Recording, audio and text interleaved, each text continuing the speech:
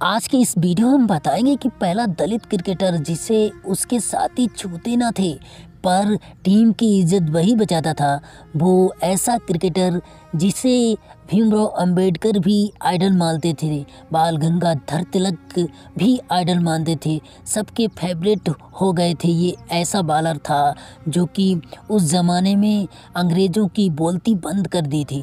तो पूरा वीडियो देखने के लिए बने रहिए। आज वीडियो बहुत ही इम्पोर्टेंट और बहुत ही खोज करके मैं टीम को लाया हूँ। बहुत पुराना किस्सा है, तो वीडियो पूरा लास्ट तक देखें, तभी आपको अच्छा और बढ़िया समझ में आएगा। और हाँ, अगर आपने मेरे चैनल को लाइक और शेयर और सब्सक्राइब नहीं किया तो ज़रूर करें प्लीज़। ऐसी किस्से लाने में थोड़ा मेहनत और लगती है, तो ज़रूर प्लीज़ लाइक करें और सब्सक्राइब तो करना कभी ना भूलें। आपका कुछ नहीं जाता, फ्री में आप लाइक और कमेंट कर सकते हैं, बट मेरे लिए व्यूज़ आएंगे तो मुझे और भी मोटिवेशन मिलेगा। तो वीडियो स्टार्ट करते हैं। ये वीडियो थोड़ा लंबा रहेगा क्योंकि मैंने ये किस्सा बहुत मेहनत करके ढूंढा है। साल 1981 इस साल पहली बार भारत में एक ऐसा क्रिकेट टीम बनी थी जिसमें हिंदू और पारसी सभी खिलाड़ी थे। इस टीम को इंग्लैंड जाकर वहाँ की अलग अलग क्रिकेट टीमों के खिलाफ मैच खेलने थे। टीम का कप्तान बनाया गया था पटियाला के नए नवेले राजा भूपेंद्र सिंह को। ये टीम लंदन पहुँची। वहाँ का मौसम और परिस्थितियाँ सब अलग थी। भारतीय टीम को वहाँ सामंजस्य बिठाने के लिए अच्छी रणनीति की ज़रूरत थी, लेकिन टीम के कप्तान हर दिन अपने 5 नौकरों और सचिव के मिश्र को लेकर सैर पर निकल जाते थे। मिश्र को उस समय भारत के सबसे बढ़िया बल्लेबाज थे। राजा साहब घूमने में व्यस्त थे, तो ऐसे में रणनीति कहाँ बनती। एक दिक्कत तो हो गई थी, कप्तान की टीम पर ध्यान न देने से टीम हिंदू और पारसियों में के गुटों में बंट गई थी और फिर इस टीम का बंटाधार हो गया। मैच हुए तो भारतीय बल्लेबाज अंग्रेजी बल्लेबाजों के सामने ताश के पत्तों की तरह बिखर गए। इंग्लैंडी काउंटिंग की टीमों के साथ कुल 14 मैच खेले गए। भारत ने टीम में केवल 2 ही जीत पाई थी, लेकिन इस भारतीय टीम में एक खिलाड़ी ऐसा था जिसका इस दौरे खूब डंका बजा था। ये गेंदबाज एक स्पिनर गेंदबाजी करने आता था जो इंग्लैंड टीम का सामना ना कर पाती थी। कहर बरपाती गेंदें तीर जैसी निकलती, तीर भी जैसा जो हवा में किधर घुमड़ेगा बल्लेबाज को समझ ना आता था। इस गेंदबाज ने उस समय उस दौरे पर अगले 114 विकेट लिए थे।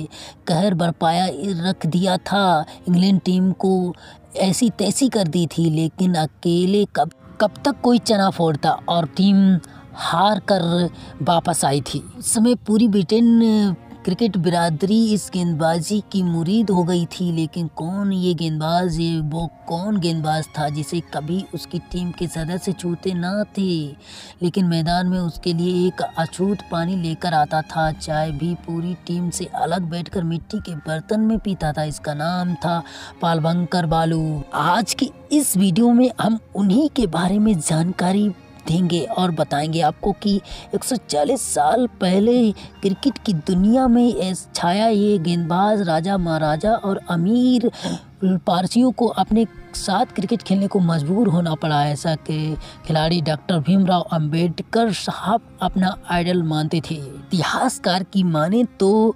1721 वो साल था जब पहली बार भारत की धरती पर किसी को क्रिकेट खेलते देखा गया था। गुजरात का कैंपे पत्तन इलाका, जिसे अब खंबात बुलाते हैं, यही पर समुद्र के किनारे करीब 15 दिन कुछ ब्रिटेन नाविक रुके थे और उन्होंने अपना समय काटने के लिए यहाँ क्रिकेट मैच खेले थे। इसके बाद अंग्रेजी अफसरों को कई बार कई अलग अलग स्थानों पर मैच खेलते देखा गया था। इतिहासकार रामचंद्र गुहा अपनी book A corner of a foreign field में लिखते हैं कि इंग्लैंड से बाहर पहला क्रिकेट क्लब कोलकाता में 1792 में बना। इसी दौरान मद्रास में और 1825 में मुंबई में बड़े क्रिकेट मैच होने शुरू हुए। अनजान देश के वातावरण से वे अंग्रेजी अफसरों को ये खेल का सुकून देता था। उन्हें क्रिकेट घर से दूर किसी महबूबा से कम नहीं लगता था।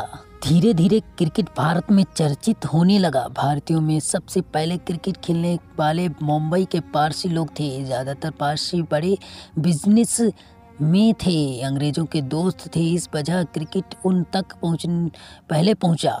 सन 1848 में मुंबई के कुछ पारसी लड़कों ने ओरिएंटल क्रिकेट क्लब की नींव रखी। 2 साल बाद इस क्लब का नाम यंग जोरास्ट्रियन क्लब, इसे टाटा और बाडिया बिजनेस ग्रुप के फंड मिलता था। ये आज 170 साल बाद भी अच्छे से चल रहा है। एक क्लब के शुरू होने के बाद 1850 से 1860 के बीच लगभग 30 से ज़्यादा पारसी क्रिकेट क्लब खुले। ये आपस में टूर्नामेंट खेलते, जीतने वाली टीम को बड़ी रकम मिली जाती थी। पारसियों के टूर्नामेंट के चकाचौंध ने हिंदुओं को भी ध्यान केंद्रित क्रिकेट की तरफ किया। रामचंद्र विष्णु नावलेकर क्रिकेट खेलने वाले पहले हिंदू व्यक्ति थे। 1861 में उन्होंने क्रिकेट खेलना शुरू किया। 5 साल बाद मुंबई यूनियन क्रिकेट क्लब में उनकी मदद मिली। फिर उन्होंने और हिंदुओं के साथ अपना साथ जोड़ा। 1877 में एल्फिंस्टन हाई स्कूल के मराठी छात्रों ने अपना हिंदू क्रिकेट क्लब बनाया। शुरू से इसमें काफ़ी कम लोग थे, लेकिन कुछ समय बाद जब गुजरात के कुछ व्यापारी इस क्लब से जुड़े तो इसे बढ़िया फंडिंग मिलना शुरू हो गया और फिर ये भी एक अच्छा और प्रतिष्ठित क्रिकेट क्लब बन गया। 1977 में ही पारसियों और अंग्रेज़ों के क्लब मुंबई जिमखाना के बीच पहला 2 दिवसीय मैच हुआ। यह मैच ड्रा रहा। इसके बाद पारसियों, अंग्रेज़ों और हिंदुओं क्रिकेट क्लबों के बीच बड़े बड़े क्रिकेट टूर्नामेंट होने शुरू हो गए। लगभग इसी समय मुंबई के से करीब 150 किलोमीटर दूर पूना में एक 6 साल का बच्चा पालवंकर बालू अंग्रेजी सेनाओं को क्रिकेट खेलते देख बड़ा हो रहा था। उनके पिता यहाँ हथियारों के कारखानों में काम करते थे। बालू दिन भर ब्रिटेन अफसरों के मैच देखता था, मैदान के बाहर बैठा जाता था और अपने पास आने वाली गेंदों को उठाकर वापस मैदान में फेंक देता था। उसे इसमें बड़ा मजा आता था। अंग्रेजी अफसर जिन बालों को गेंदों को बेकार समझकर कूड़े में डाल देते थे, बालू उन्हें उठा लाता और अपने छोटे भाई सिब्राम के साथ घर में क्रिकेट खेलता। दोनों भाई कुछ बड़े हुए तो पिता ने परिवार की आय बढ़ाने के लिए इनकी पढ़ाई छुड़वा दी। पारसियों द्वारा चलाए जाने वाले के क्रिकेट क्लब में बालू की पहला नौकरी लगी। यहाँ वो पिच की सफाई और मरम्मत का काम करते थे। कभी कभी नेट पर प्रैक्टिस करने वाले खिलाड़ियों को बॉलिंग भी कर देते थे। उन्हें यहाँ हर महीने 3 रुपये मिलते थे। साल 1892 में पालवंकर बालू ने पारसियों का क्रिकेट क्लब छोड़ दिया, नौकरी पकड़ी अंग्रेजों के पूना क्रिकेट क्लब में। पूना क्लब में उनकी सैलरी थी 4 रुपये महीने। यहाँ उनका काम था पिच की मरम्मत करना, उस पर निशाना लगाना और प्रैक्टिस के नेट खड़ा करना। उसी समय एक दिन क्लब में कोई गेंदबाज मौजूद नहीं था तो ब्रिटेन बल्लेबाज मिस्टर ट्रांस को प्रैक्टिस करनी पड़ी। उन्होंने मैदान के बाहर खड़े बालू को पास बुलाया और गेंदबाजी करने को कहा। बालू ने उन्हें 6 बॉल्स डाली, उनमें 3 गेंदें ड्रॉट्स को बल्लेबाज से छुआ मुश्किल पड़ गई और 2 पर उन्हें स्टंप उखाड़ गए।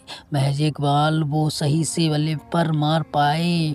अगले दिन पूरी इंग्लैंड टीम की जुबान पर पालवंकर बालू का नाम था। अब उन्हें नेट के नियमित गेंदबाजी के तौर पर मान्यता दे दी गई। इस दौरान बालू ने मशहूर ब्रिटेन स्पिनर गेंदबाज बार्टन को अपना गुरु बना लिया और उन्हें गेंदबाजी के गुरु मंत्र सीख लिए। इसी दौरान भारत में चर्चित अंग्रेजी बल्लेबाज जे ग्रेग पूना पहुँचे। कई शतक इसके नाम थे। उन्होंने बालू का नाम सुन रखा था। उन्होंने बालू से कहा कि वो जितनी बार उन्हें नेट प्रैक्टिस में आउट करेंगे उन्हें हर बार 8 आने मिलेंगे।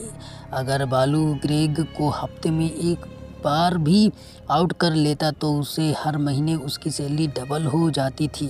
बालू ने पूना क्लब में घंटों नेट प्रैक्टिस करनी शुरू कर दी, लेकिन अंग्रेज़ों ने उन्हें कभी बल्लेबाजी नहीं करनी दिया, क्योंकि इंग्लैंड की तरफ से भी भारत में बल्लेबाजी केवल कुली वर्ग के लोग ही करते थे, जबकि बालू एक दलित थे। हालांकि सैकड़ों घंटे नामी बल्लेबाजों के सामने गेंदबाजी करने से उनकी गेंद ज़बरदस्त उछाल लेने लगी और उनकी स्पिन गेंदबाजी में अलग ही धार आ गई थी। पाल बंकर बालू अपने पूर्वजों की तरह ही पूना की असलहा फैक्ट्री में चमड़े का काम करने आए थे, लेकिन उनकी चर्चा शहर में उनकी उम्दा गेंदबाजी के चलते होने लगी। पूना में उसी समय एक हिंदू क्लब था जो शहर के यूरोपियों के खिलाफ मैच खेलता था। बालू की चर्चा इस क्लब तक ही पहुंच गई। इस क्लब को उस समय एक अच्छे गेंदबाज की ज़बरदस्त ज़रूरत थी। ऐसे में जो यूरोपियन यानी ब्रिटेन बल्लेबाजों के विकेट उखाड़ दे। ऐसे में हिंदू क्लब की नज़र पालबंकर बालू पर पड़ी, लेकिन बताओ एक दलित थे और हिंदू क्लब की में भी ऊंची लोग के ही अब खिलाड़ी थे। अब ऐसे में दलित को के साथ खेलेंगे कैसे, सवाल ये था और इस सवाल पर हिंदू क्रिकेट क्लब को दो गुटों में बांट गया। इतिहासकार रामचंद्र गुहा लिखते हैं, हिंदू क्लब के कुछ तेलुगु सदस्य बालू को टीम में शामिल करने के पक्ष में थे, जबकि कुछ स्थानीय मराठी भाषी ब्राह्मण इसके सख्त खिलाफ थे। ऐसे में ब्रिटेन खेमे के जेजी ग्रेग इस लड़ाई में कूद गए। उन्होंने एक इंटरव्यू में कहा कि वो मूर्ख हैं जो बालू को टीम में शामिल नहीं करना चाहते हैं। अखबारों में आए दिन इस पर खबरें छपती देखते देखते मुद्दा काफ़ी चर्चा गर्म हो गया और आखिरकार पाल बंकर बालू को अगली गर्मी में होने वाले टूर्नामेंट में हिंदू क्लब की टीम में शामिल कर लिया गया था। बालू के साथ कैसा व्यवहार होता है ये जानेंगे आप।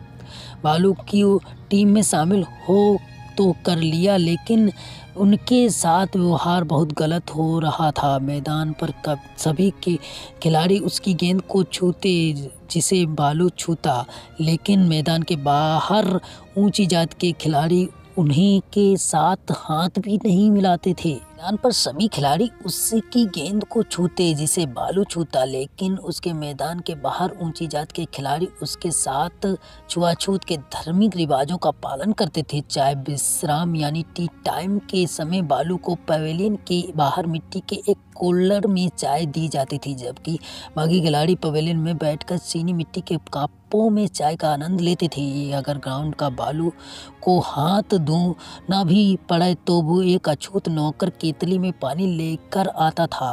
एक कोने में उनके हाथ मुंह धुलवाता। बालू लंच भी अलग थाली में अलग टेबल पर करते थे।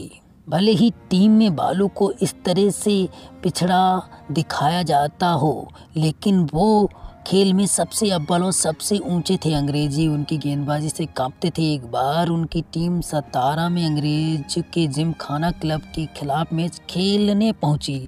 अंग्रेजों के विशेष आदेश देकर ऐसी पिच बनवाई गई कि पालबंकर बालू को कोई मदद ना मिले, लेकिन बालू ने जब गेंदबाजी की तो अंग्रेजी बल्लेबाजों की कमर टूट गई और वो केवल बालू की वजह से मैच हार गए। इस अछूत गेंदबाज ने मैच के 7 विकेट झटके। फिर उसे सतारा में हाथी पर बिठाकर पूरे शहर में घुमाया गया। एक सम्मान समारोह हुआ जिसमें महान समाज सुधारक महादेव गोविंद रानाडे ने उन्हें माला पहनाई। रानाडे ने इस दौरान हिंदू क्लब के ब्राह्मण खिलाड़ियों को समझाया कि वो जब पालबंकर बालू के साथ खेल सकते हैं तो उन्हें उनके साथ खाना पीना भी चाहिए। कुछ रोज बाद एक सार्वजनिक समारोह में बाल गंगाधर तिलक ने भी बालू को सम्मान किया था। बालू की गेंदबाजी की अद्भुती बोलती थी। ब्रिटेन अखबारों में उन पर लेख लिखे जाते थे। उनकी तुलना महान ब्रिटिश खिलाड़ियों से की जाती थी। 1907 से लेकर 1911 तक खेले गए 5 मैचों में उन्होंने 40 विकेट, हर विकेट के लिए उन्होंने 10 रन से भी कम रन दिए थे, जो कि आज के भी खिलाड़ी नहीं कर पाते ऐसा। 1911 में जब भारतीय टीम इंग्लैंड दौरे पर गई, अंग्रेजों को बालू की फिरकी वाली गेंदबाजी खेलनी मुश्किल पड़ गई। बालू ने इंग्लैंड के दौरे पर 114 विकेट लिए। बता दें कि अगर बढ़िया फील्डिंग होती तो उन्हें 150 विकेट भी मिल सकते थे। 114 विकेट लेकर उन्होंने जो रिकॉर्ड बनाया वो अभी तक नहीं टूटा है। 1946 में बीनू बांकड़ कि एक ऐसी भारतीय गेंदबाज थे जिन्होंने इंग्लैंड के दौरे पर प्रथम श्रेणी में क्रिकेट में 100 विकेट से ज़्यादा विकेट लेने में कामयाब रहे था। हालांकि वो बालों के रिकॉर्ड तक नहीं पहुंच पाए थे और ना ही आज के किसी भी गेंदबाज ने ये रिकॉर्ड तोड़ पाया है और ना ही आगे मुझे लगता है कोई तोड़ पाएगा। कुल मिलाकर 15 सितंबर 1911 को जब बालू इंग्लैंड से वापस आए तो उनका भारत में भव्य स्वागत किया गया। मुंबई में कई दिनों तक उनके लिए सम्मान समारोह आयोजित किए गए। अब तक क्रिकेट के मैदान पर असाधारण प्रदर्शन से बालू अनगिनत अछूतों के नायक और उनकी प्रेरणा बन चुके थे। उनमें से 20 साल के भीमराव अम्बेडकर भी थे। बता दें कि इंग्लैंड से दौरे पर लौटने पर एक सम्मान समारोह में बालू को जो सम्मान पत्र दिया गया उनके लेखक अम्बेडकर ही थे। तो मिलते हैं अगले नेक्स्ट वीडियो में, तक के लिए बाय। अपना और अपनी फैमिली का ख्याल रखना। और हाँ, अगर आपके पास कोई किस्सा हो तो किस्सा कमेंट बॉक्स में ज़रूर लिखिएगा। और हाँ, ये वीडियो शेयर और लाइक सब्सक्राइब ज़रूर करें, बहुत मेहनत लगती है तो प्लीज़ आपका कुछ नहीं जाता है, लाइक और शेयर सब्सक्राइब ज़रूर करें। अगर आप अपना और अपनी फैमिली का ख्याल रखना। जय हिंद।